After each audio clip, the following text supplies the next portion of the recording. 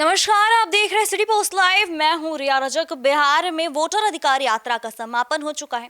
राजनीतिक जानकार इसको लेकर तरह तरह की राय बना रहे हैं। इस खास मामले में बात करने के लिए हमारे साथ मौजूद है सिटी पोस्ट लाइव के मैनेजिंग एडिटर मुकेश कुमार सिंह।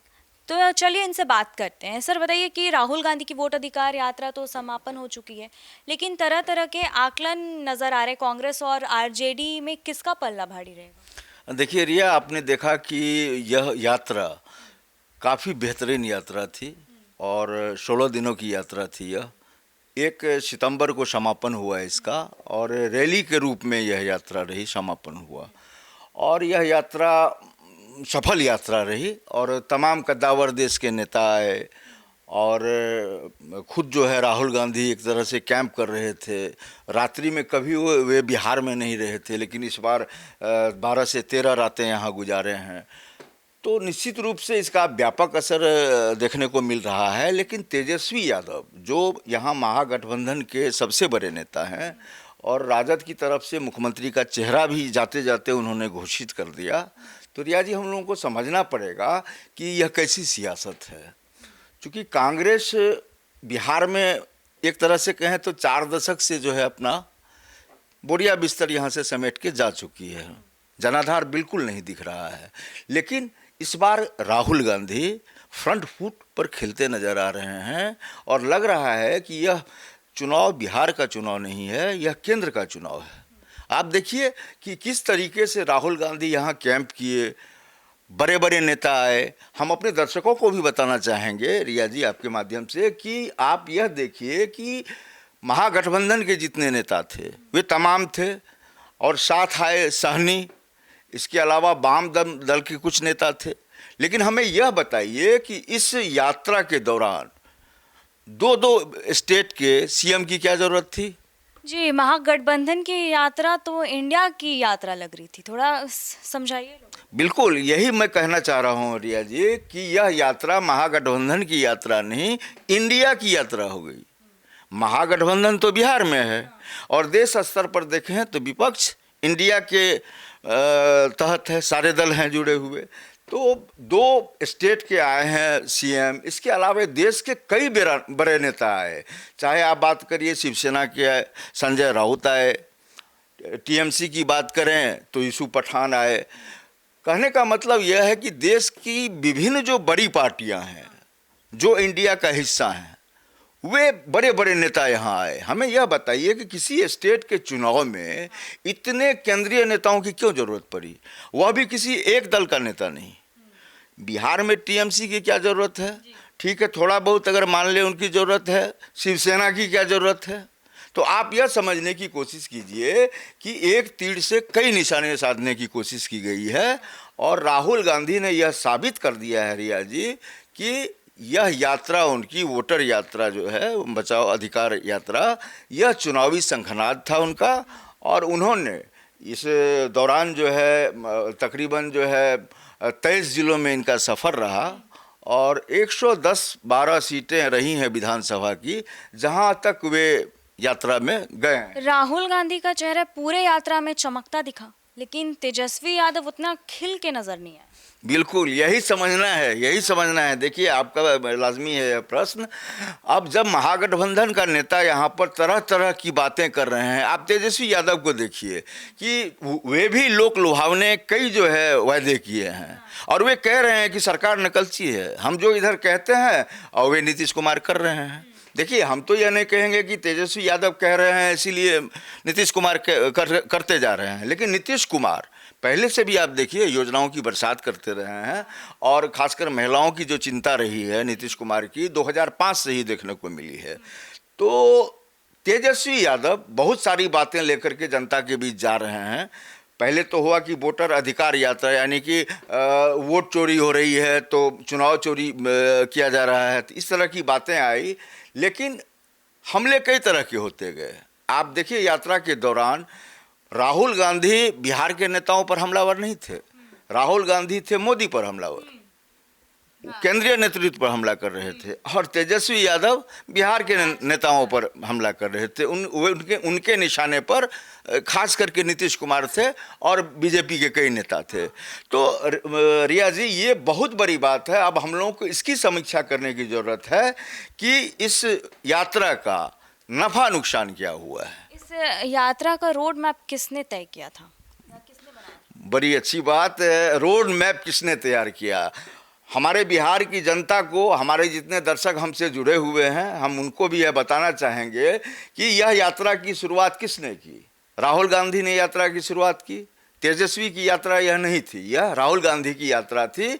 और राहुल गांधी की टीम में जितने, आप देखिए यहाँ कृष्णा अल्लावरू हैं, राजेश राम को एक दलित चेहरा को बना दिया उन्होंने बिहार प्रदेश अध्यक्ष। तो गेम देखिए कितने व्यापक लेवल पर है। ये पूरी तरह से योजना बनाई गई दिल्ली में बैठ करके कि बिहार का जो रोड मैप है वो इस यात्रा का यह कांग्रेस ने तैयार किया। आप देखिए कि उन जगहों पर कांग्रेस के तमाम नेता गए, साथ में और सभी नेताओं को बटोर के ले गए जिन इलाके में इन्हें चुनाव लड़ना है। ये पहले से मन बनाए हुए हैं कि ये उत्तर बिहार के इलाके में हमें बड़ी जीत हासिल करनी है। इस यात्रा के दौरान मकसद कुछ और था क्या कांग्रेस का? तो बिल्कुल वही मैं कह, रोड मैप कांग्रेस का, तेजस्वी यादव का कुछ नहीं है। आप देखिए ना, आप कई तरह की तस्वीरें जो है आप देखेंगी जिसमें फ्रंट फुट पर दिख रहे हैं राहुल गांधी, सामने में दिख रहे हैं, लोगों को टाटा बाय बाय कर रहे हैं। प्रियंका गांधी को लाए। अब बताइए स्टालिन का क्या काम है यहाँ, रेवंत रेड्डी का क्या काम है यहाँ? ये तमाम नेताओं को लाया गया, यह पूरी रणनीति है। यह एक बार में तय नहीं हुआ है।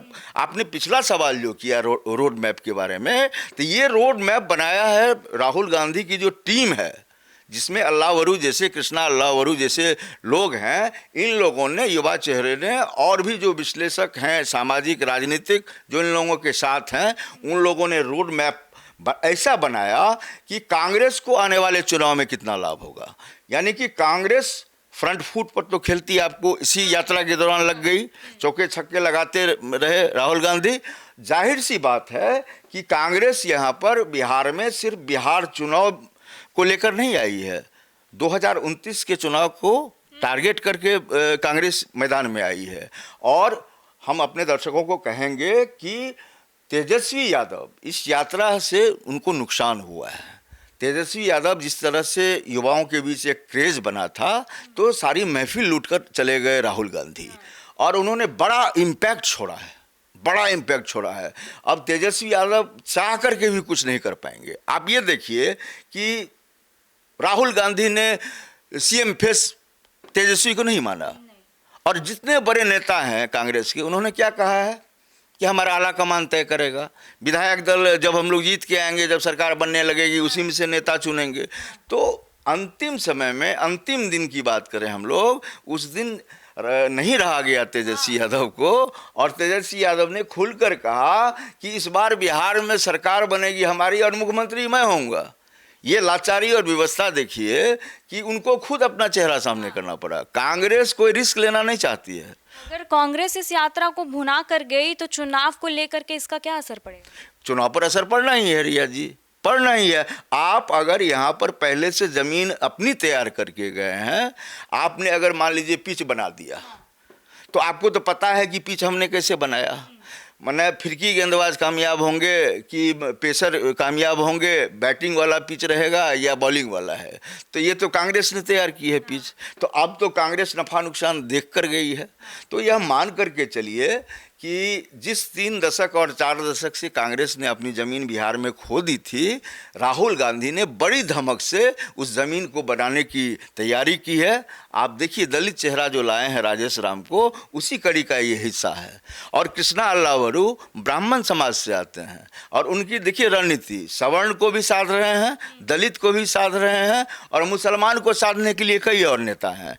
तो ये बहुत बड़ी यात्रा रही है, और यह यात्रा बहुत कुछ समेट कर ले गई। मुकेश जी अब आते हैं हम लोग थोड़ा पप्पू यादव पे, ठीक है? पप्पू यादव का तर्ज तो रह गया कि तुम्हारे अंगने में मेरा क्या काम है। बिल्कुल, देखिए इस यात्रा की बात करें या इससे पहले की भी हम लोग अगर पीछे की तस्वीरों की बात करें तो पप्पू यादव का लगातार अपमान होता रहा है। लेकिन ये ऐसे सूरवीर हैं कि लगता है कि इनको अपमान अगर किया जाए तो इनको नींद भी अच्छी आती है, खाना भी ज़्यादा पचता है, उनको अच्छा लगता है। अपमान से चोली दामन का लगता है रिश्ता है। हालांकि बड़े जनाधार वाले नेता हैं पप्पू यादव, लेकिन जिस तरह से ये मैंने ट्रेन चल रही है और ये मैंने जो है पकड़ने की कोशिश कर रहे हैं किसी तरह हम भी चढ़ जाएं, इनको कोई चढ़ाना नहीं चाह रहा है अपनी गाड़ी पर, ये ज़बरदस्ती चढ़ना चाह रहे हैं। और देखिए पप्पू यादव को जब सीमांचल की तरफ की यात्रा थी, कोसी सीमांचल की, तो आप सुपौल से लेकर के आप देखिए कटिहार पूर्णिया का जो इलाका है वहाँ पर पप्पू यादव को खूब प्रमोट किया है राहुल गांधी ने।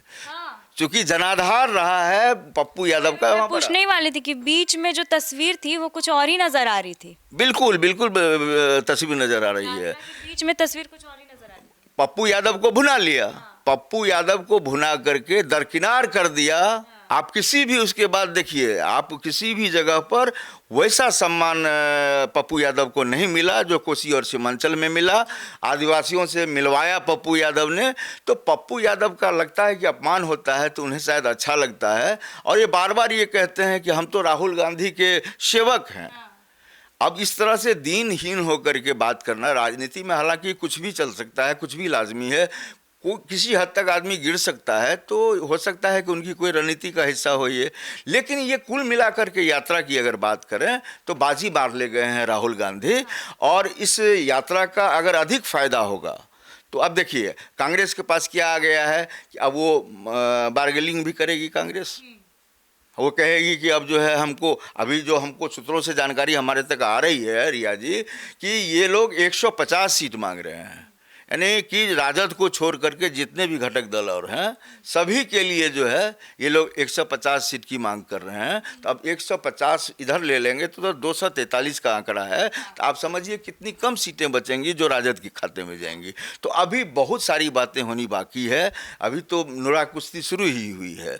तो राजनीतिक हल्क में जो बातें चल रही है उससे यह साफ हो गया है कि राहुल गांधी ने यहाँ पूरी तरह से बैंड बाजा बजा दिया है और काफ़ी कुछ चुनाव में कांग्रेस समेट के ले जाएगी बिहार से। और तेजस्वी यादव को, यानी कि खास करके राजद को बहुत बड़ा नुकसान उठाना पड़ेगा आने वाले चुनाव में। और हम ये नहीं कह रहे हैं कि सरकार एनडीए की बनेगी या महागठबंधन की बनेगी, लेकिन नुकसान में रहेंगे तेजस्वी यादव। ये अभी तक का जो है जो हम लोगों ने एक तरह से समीक्षा की है, तो तेजस्वी यादव बैकफुट पर चले गए हैं और पूरी तरह से फ्रंट फुट पर हैं आपको राहुल गांधी। और राहुल गांधी को यह वोटर अधिकार यात्रा बिहार में पांव जमाने के लिए एक बड़ी यात्रा आने वाले दिनों में आपको भी दिखेगी और दर्शकों को भी दिखेगी।